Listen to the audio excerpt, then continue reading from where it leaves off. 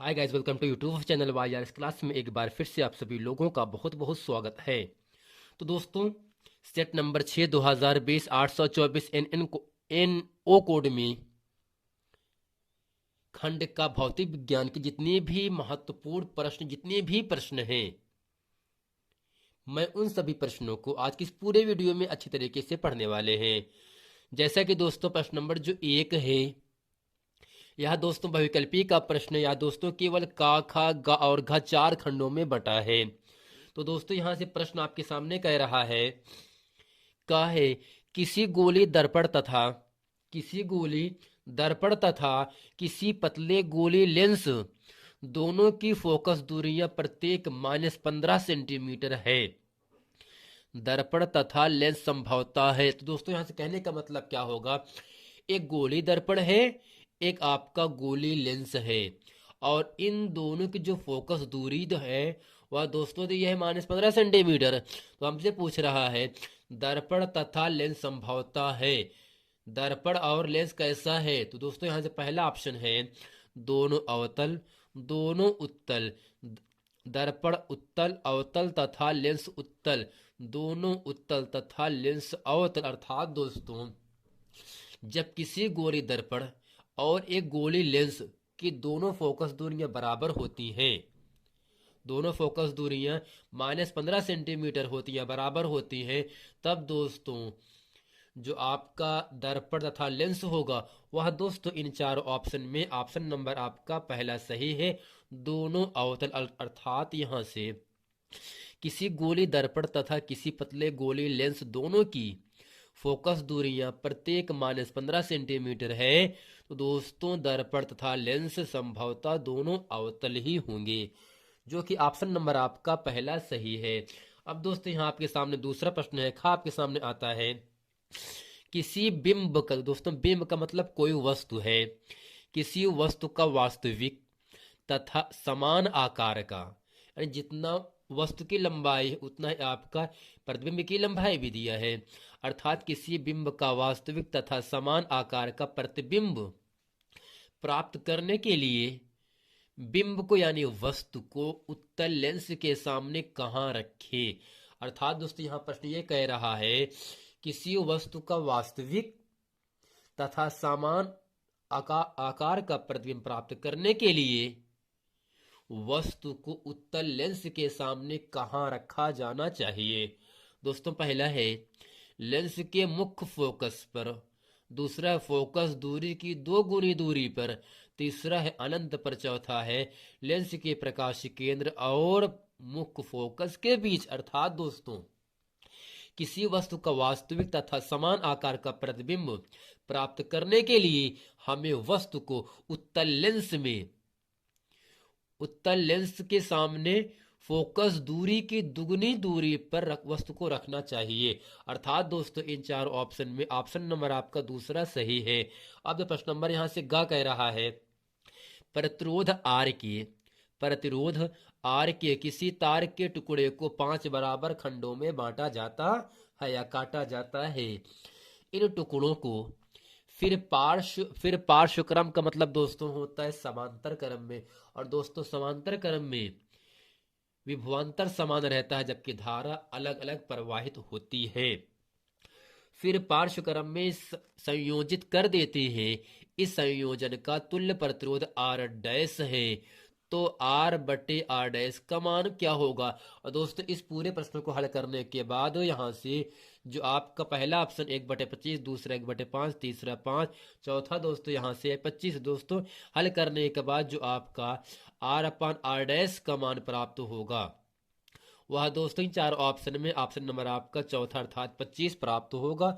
और दोस्तों, यहां से प्रश्न नंबर घ कह रहा है, लघु पथन के कारण परिपथ में विद्युत धारा का मान होता है। अर्थात दोस्तों, जब तार लघु होगा, जब तार छोटा होगा, तब दोस्तों विद्युत धारा के मान में क्या परिवर्तन होता है। ऑप्शन पहला है बहुत कम हो जाता है क्या विद्युत धारा, दूसरा है परिवर्तित नहीं होता, तीसरा है बहुत अधिक बढ़ जाता है, चौथा है निरंतर परिवर्तित होता है। अर्थात दोस्तों, लघु पथन की वजह से अगर परिपथ छोटा है, लघु है, तब दोस्तों विद्युत धारा का मान बहुत अधिक हो जाता है, जो कि दोस्तों ऑप्शन नंबर यहाँ से तीसरा सही। अर्थात दोस्तों लघुपथन के लिए विद्युत धारा अधिक होता है, जबकि दीर्घ पतन के लिए विद्युत धारा कम होता है। अर्थात दोस्तों अगर लघुपथन होगा दोस्तों, जो विद्युत धारा का प्रवाह होगा वह दोस्तों बहुत अधिक प्रवाहित होगा। अर्थात यहाँ से इन चारों ऑप्शन में ऑप्शन नंबर आपका तीसरा सही है। अगला प्रश्न नंबर यहाँ से दूसरे का कह रहा है, का खा गा है। 3 क्वेश्चन यहाँ से दिया है आपके सामने। तो यहाँ से कह रहा है एक उत्तल लेंस की फोकस दूरी 20 सेंटीमीटर है। इस लेंस से कितनी दूरी पर कोई वस्तु रखी जाए जिससे कि उसका वस्तु से 2 गुना बड़ा प्रतिबिंब बने, जबकि प्रतिबिंब वास्तविक हो। और दोस्तों खा है एक सरल सूक्ष्मदर्शी में प्रयुक्त लेंस की फोकस दूरी की गणना कीजिए जिसकी आवर्धन क्षमता 11 है। स्पर्श दृष्टि की न्यूनतम दूरी 25 सेंटीमीटर है। और दोस्तों यहाँ से गा है 3, 4, 25 तथा 100 सेंटीमीटर फोकस दूरी के 4 उत्तल लेंस है। अर्थात दोस्तों यहाँ से 4 उत्तल लेंस है और चारों उत्तल लेंस की फोकस दूरी दिया है 3, 4, 25 तथा 100 सेंटीमीटर। खगोलीय दूरदर्शी की अभिदृश्यक तथा नेत्रिका के लिए किस किस लेंस का उपयोग करने से अधिकतम आवर्धन क्षमता प्राप्त होगी। आइए दोस्तों चलते हैं प्रश्न नंबर 2 का खा और का अच्छे तरीके से हल करते हैं। अब दोस्तों इसके हल में यहां से लिखेंगे दिया है, और दोस्तों दिया क्या है, उत्तल लेंस की जो फोकस दूरी अर्थात एफ का मान दिया वो दिया है 20 सेंटीमीटर। दोस्तों उत्तल लेंस की फोकस दूरी प्लस में होता है, यहां से लिखेंगे उत्तल लेंस की फोकस दूरी, उत्तल लेंस की फोकस दूरी, उत्तल लेंस की फोकस दूरी, फोकस दूरी जिसे दोस्तों हम स्मॉल एफ से लिखेंगे और इसका मान दिया है 20 सेंटीमीटर। उत्तल लेंस की फोकस दूरी बराबर कितना दिया दोस्तों 20 सेंटीमीटर। और दोस्तों यहां से कह रहा है यहां से जो आपका 2 गुना 3 गुना जो चौगुना प्राप्त होता है जिससे कि उसका वस्तु से 2 गुना बड़ा प्रतिबिंब बने। अर्थात दोस्तों ये क्या होता है आपका आवर्धन। अर्थात आवर्धन को यम से लिखा जाता है और यम का मान दिया है 2। तो यहां से लिखेंगे आवर्धन, आवर्धन यम बराबर 2। अब दोस्तों यहां से चूंकि आवर्धन का दोस्तों सूत्र होता है चूंकि यम बराबर v अपान यू, और दोस्तों यहां से यम का मान 2 दिया है बराबर v बट्टे यू होगा। 2 को अपान 1 मानेंगे और यहां से हम तिरछा गुणा करके v का मान निकालेंगे। तो v1 बराबर v1 2 का गुणा u में करेंगे तो यहाँ पे होगा आपका 2u। अर्थात प्रतिबिंब की दूरी वस्तु की दूरी का यहाँ से 2 गुना प्राप्त हो जा रहा है। अर्थात दोस्तों यहाँ से फोकस 20 सेंटीमीटर, प्रतिबिंब v 2u है। तो यहाँ से हम ये निकाल सकते हैं लेंस के सूत्र से वस्तु की दूरी u का मान कितना है। तो यहाँ से लिखेंगे लेंस के सूत्र से, लेंस के सूत्र से, और दोस्तों सूत्र होता है 1 अपान एफ बराबर 1 अपान वी, 1 अपान एफ बराबर 1 upon v minus 1 upon u. F का मान दोस्तों दिया है 20 यानी 1/20 बराबर 1 अपान दोस्तों वी का मान 2u है माइनस 1 अपान यू का दोस्तों मान अभी हम निकालेंगे यहां से। तो 1/20 बराबर इसका एलसीएम 2u हो जाएगा। 2 कटे केवल 1 और दोस्तों यहां से u से u कटेगा 2 बचेगा, 2 गुणा करेंगे 1 में 2 एकन्नम दोस्तों 2 हो जाएगा। अब हम करते क्या है यहां से 1 अपान 20 2 में से 1 गए माइनस 1/2u। अब यहां से करते हैं तिरछा गुणा करेंगे 2u कन्नम 2u बराबर 20 कन्नम दोस्तों होगा माइनस 20 हो गए यहां से। तो यहां से हमें करना क्या है u बराबर होगा माइनस 20/2। अर्थात यहां से 20 में दोस्तों 2 से भाग करने पर माइनस 10 सेंटीमीटर प्राप्त हो गया।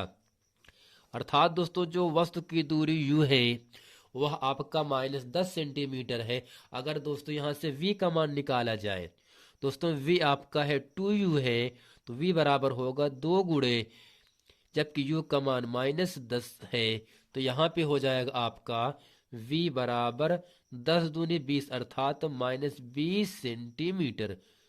तो दोस्तों आशा करते हैं इस पूरे प्रश्न में जो आपका प्रतिबिंब की दूरी है वह -20 सेंटीमीटर है और जो वस्तु की दूरी है वह आपका -10 सेंटीमीटर है। अब दोस्तों चलते हैं यहां से प्रश्न नंबर 2 का ख अच्छे तरीके से हम पढ़ते हैं।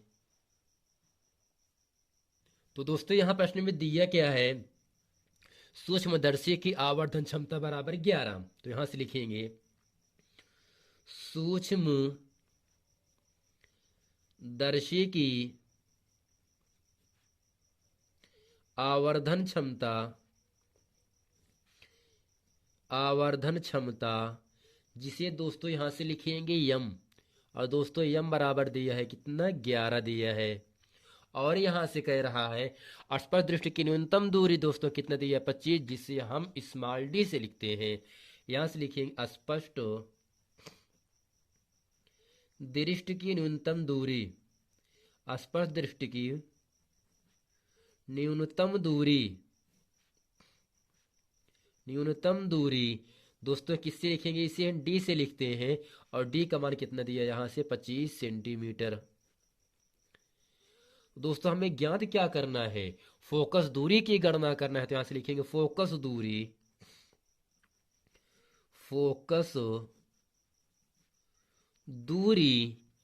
एफ बराबर दोस्तों क्वेश्चन मार्क।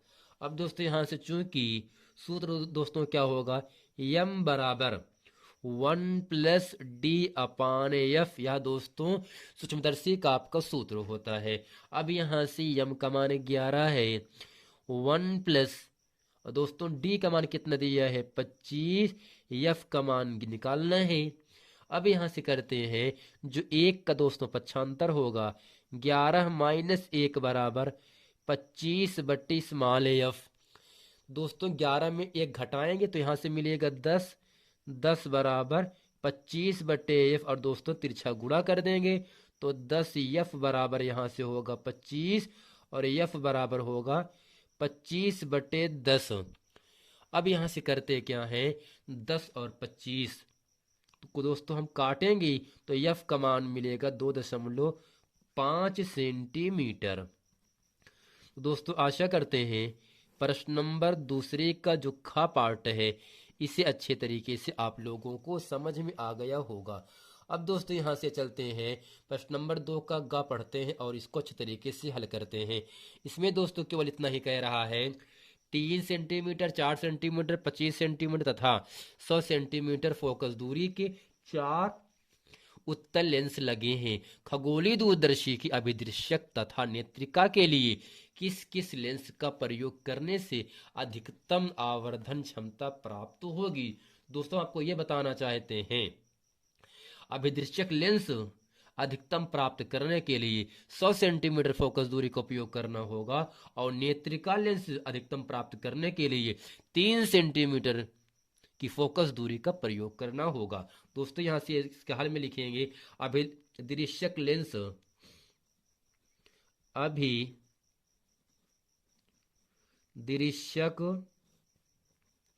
लेंस बराबर दोस्तों कितना होगा, 100 सेंटीमीटर। और दोस्तों इसका आपका ये आंसर हो गया। दूसरा है नेत्रिका लेंस,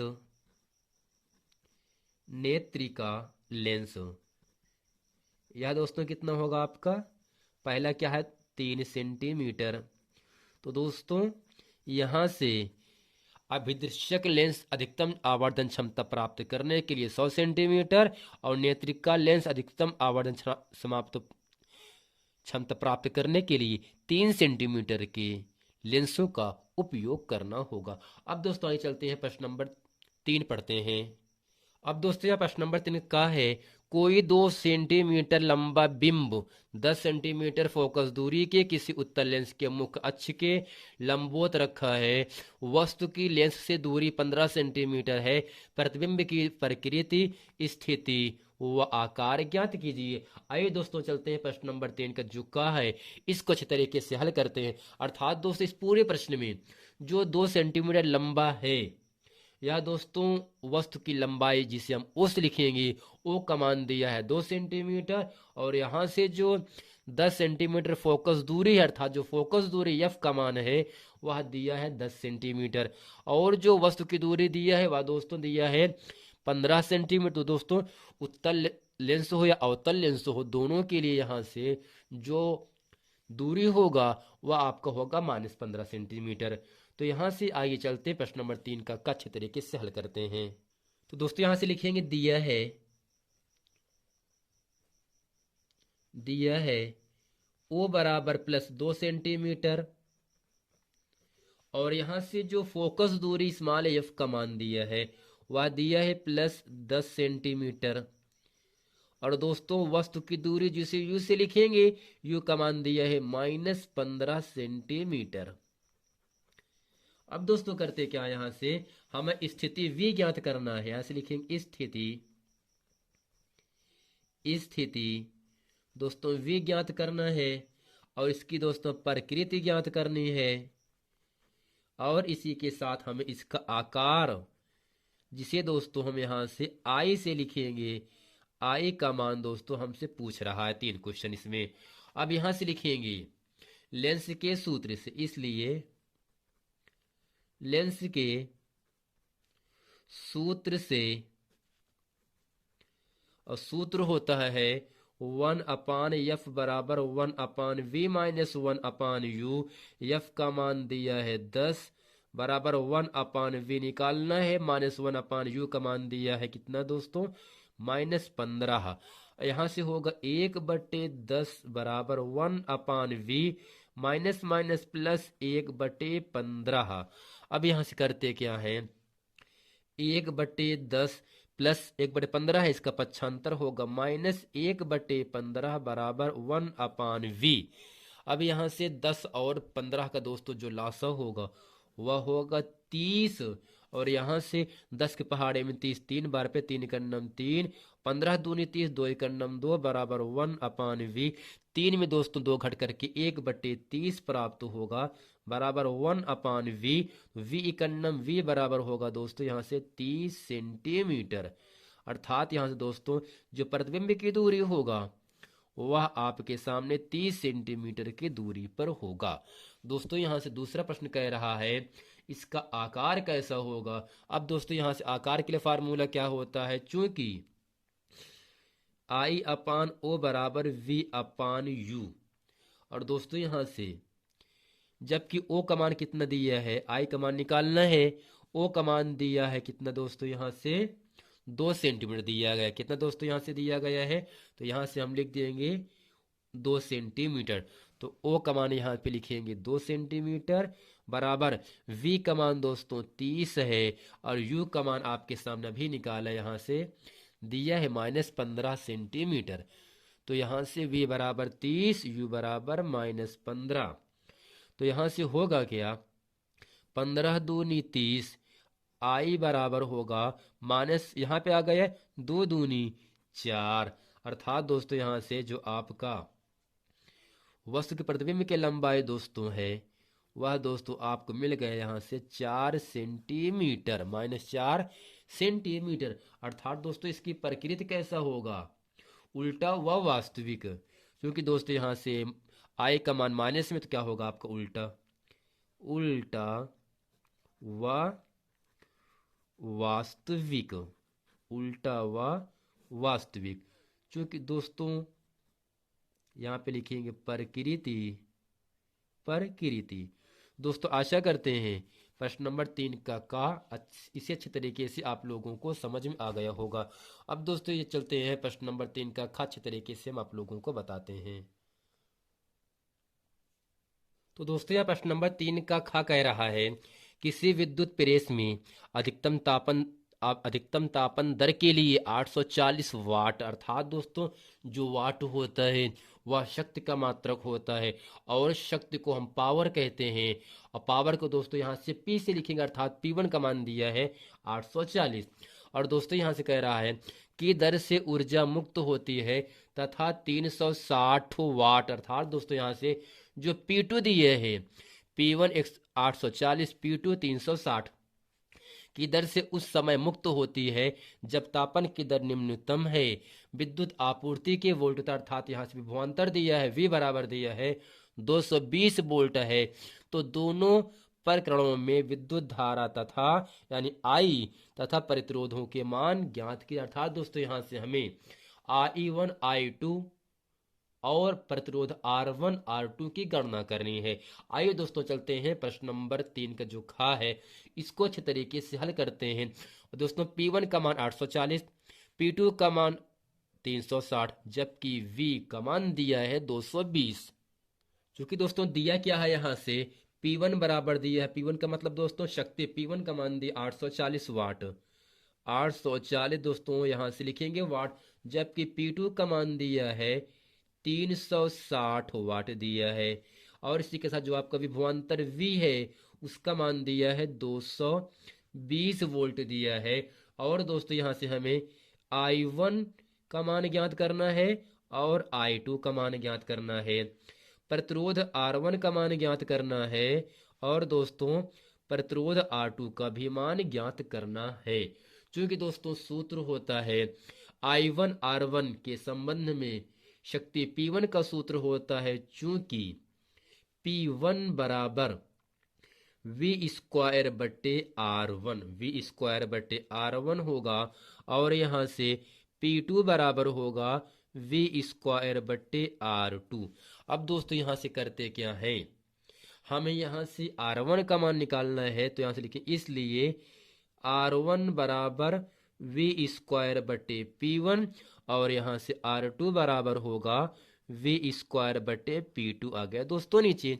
अब करना क्या है, यहाँ से V का मान रखेंगे और यहाँ से P1 का मान रखेंगे, तो यहाँ पे होगा R1 बराबर, जबकि दोस्तों V का मान दिया है 220 वर्ग है, दो बार लिखेंगे 220 गुणे 220 बटे P1 का मान 840 और यहाँ से R2 बराबर दोस्तों निकलेगा 220 गुणे 220 और दोस्तों P2 का मान है 360। दोस्तों यहाँ से हल करने पर आपको प्राप्त होगा R1 बराबर 57.6161 ओम। और दोस्तों यहाँ से इसको हल करने के बाद जो R2 प्राप्त होगा आपको 134.15 ओम। दोस्तों आशा करते हैं प्रतिरोध R1 R2 की गणना अच्छे तरीके से आप लोगों को समझ में आ गया होगा। अब दोस्तों यहाँ से हमें I1 और I2 भी ज्ञात करना है, जब चूंकि दोस्तों जो I1 होता है यह आपका विद्युत धारा होता है। अब दोस्तों यहाँ से लिखेंगे ओम के सूत्र से, ओम के नियम से दोस्तों सूत्र क्या होगा, V बराबर I इंटू R। चूंकि दोस्तों यहाँ से I1 R1 करेंगे और यहाँ पे होगा V बराबर I2 R2। तो हमें यहाँ से I2 और I1 का मान निकालना है, तो यहाँ पे होगा इसलिए I1 बराबर V बट्टे R1 और यहाँ पे होगा I2 बराबर V बट्टे R2। तो अब यहाँ से करते क्या है, I1 बराबर होगा V का मान दोस्तों दिया है कितना 220, कितना दोस्तों दिया है 220 दिया है। जबकि दोस्तों जो R1 है, R1 का मान दोस्तों यहाँ पे क्या होगा आपका, तो दोस्तों यहाँ से R1 का मान कितना ऊपर निकाला अभी आपके सामने 57.61। दोस्तों यहाँ से भाग करने पर आपको मिलेगा जो आपका I1 होगा वह मिलेगा 3.81। दोस्तों I1 धारा है, धारा का मात्रक दोस्तों एम्पियर होता है, एम्पियर को दोस्तों हम ए से लिखेंगे और यहाँ से I2 बराबर होगा V का भी मान दोस्तों कितना दिया है 220, R2 का मान 134.15। दोस्तों यहाँ पर भी भाग करने के बाद I2 आपको प्राप्त होगा 1.63 एम्पियर। तो दोस्तों आशा करते हैं प्रश्न नंबर 3 का खा इसे अच्छे तरीके से आप लोगों को समझ में आ गया होगा। अब दोस्तों चलते हैं प्रश्न नंबर 4 का, जो यहाँ से अथवा का प्रश्न आपसे पूछा जा रहा है 2 ओम 3 ओम तथा 5 ओम की प्रतिरोधों को श्रेणी क्रम में जोड़ा गया है। यदि संयोग के दोनों सिरों पर 30 वोल्ट का विभवांतर लगा हो तो प्रत्येक प्रतिरोध के सिरों के बीच विभवांतर ज्ञात कीजिए तथा 3 ओम प्रतिरोध में उत्पन्न ऊष्मा की गणना कीजिए। आइए दोस्तों चलते प्रश्न नंबर 4 का जो अथवा का प्रश्न है इसको अच्छे तरीके से हल करते हैं। तो दोस्तों यहाँ से दिया क्या है, जो आपका पहला प्रतिरोध R1 है वह दिया है 2 ओम और दोस्तों R2 का मान दिया है 3 ओम और जो आपका R3 है वह दोस्तों दिया है आपका 5 ओम दिया है। अब दोस्तों यहां से लिखेंगे चूंकि श्रेणी क्रम में जुड़े सभी प्रतिरोधों का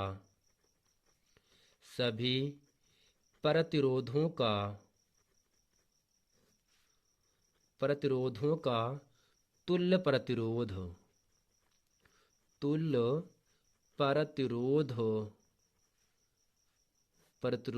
तो दोस्तों सूत्र क्या होगा यहाँ से श्रेणी क्रम में, R बराबर R1 plus R2 plus R3। अगर दोस्तों समांतर क्रम में होता तो 1/R बराबर 1/R1 plus 1/R2 plus 1/R3। तो यहाँ पे होगा R बराबर R1 का मान 2 प्लस R2 का मान 3 प्लस R3 का मान 5। तो यहाँ पे R बराबर 5 3 8 2 10 दोस्तों ओम आ गया यहाँ से प्रतिरोध। चूंकि दोस्तों प्रश्न में दिया है विभवांतर V का मान दिया है 30 वोल्ट दिया है, कितना दोस्तों दिया है 30 वोल्ट दिया है।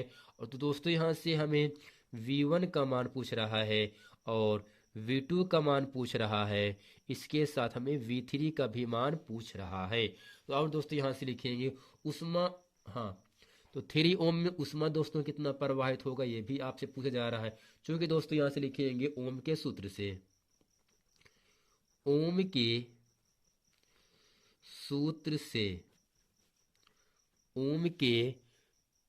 अब दोस्तों सूत्र क्या होता है, V बराबर I इंटू R। और दोस्तों यहाँ से क्या होगा, अगर I का मान निकाला जाए I बराबर होगा V बटे R। और दोस्तों यहाँ से जो V है वो आपके सामने दिया है कितना 30, जबकि R क्या होगा, इन तीनों प्रतिरोधों का तुल्य प्रतिरोध R का मान 10 प्राप्त हुआ। तो दोस्तों यहाँ से 10 तिहाई 30 अर्थात दोस्तों जो आपका वैद्युत धारा है वह आपका 3 एम्पियर इस श्रेणी क्रम के प्रतिरोध में प्रवाहित हो रहा है। अब दोस्तों यहाँ से हमें ज्ञात क्या करना है, V1 V2 V3 का भी मान ज्ञात करना है। अगर दोस्तों यहाँ से V1 बराबर लिखा जाए तो V1 बराबर होगा IR1 अर्थात दोस्तों यहाँ से श्रेणी क्रम में वैद्युत धारा समान रहती है जबकि प्रतिरोध अलग अलग रहता है, लेकिन समांतर क्रम में विभवांतर समान रहता है लेकिन धारा अलग अलग रहती है। क्योंकि दोस्तों V1 बराबर IR1 और यहां से होगा V2 बराबर IR2 और यहां पे होगा V3 बराबर IR3। अब यहां से करते क्या है, V1 का मान निकालना है तो V1 बराबर I का मान दोस्तों कितना है 3 है, प्रतिरोध R1 का मान 2 है, तो V1 बराबर 3 दूरी दोस्तों होगा आपका 6 वोल्ट हो गया। 6 वोल्ट दोस्तों हो गया आपका पहला आंसर। और दोस्तों इसके साथ ही V2 का मान कितना होगा, V2 बराबर I का मान 3 है जो, और दोस्तों यहाँ से R2 का भी मान 3 है, तो यहाँ से V2 बराबर होगा 3 3 9 वोल्ट। यह भी दोस्तों आशा करता हूँ आपको समझ में आ गया होगा। और तीसरा यहाँ से दिया है V3 बराबर I का मान 3 जबकि R2 का मान 5, तो यहाँ पर V3 बराबर होगा 5 तिहाई 15 वोल्ट। तो दोस्तों ये क्या है, V1 V2 V3 का मान आप लोगों तक अच्छे तरीके से समझ में आ गया होगा। मिलते हैं दोस्तों नेक्स्ट वीडियो में, तब तक के लिए थैंक यू।